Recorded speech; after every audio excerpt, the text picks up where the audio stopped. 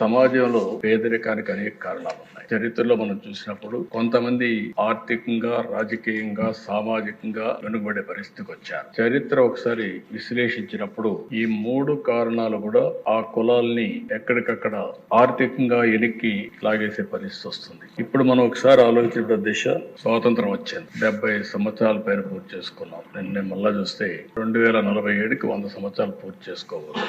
ఇంకా కూడా ఆర్థికంగా, రాజకీయంగా, సామాజికంగా అసమానతల పైన పోరాడే పరిస్థితి వస్తా ఉంది. ఇక్కడికి వచ్చినప్పుడు దిశ ఈ కేసు చెప్పిన తర్వాత చరిత్ర కూడా ఒకసారి చరిత్రలో నేను కూడా ఒక 40-50 ఏళ్ళు భాగస్వాములు అయ్యే పరిస్థితికి వచ్చాం.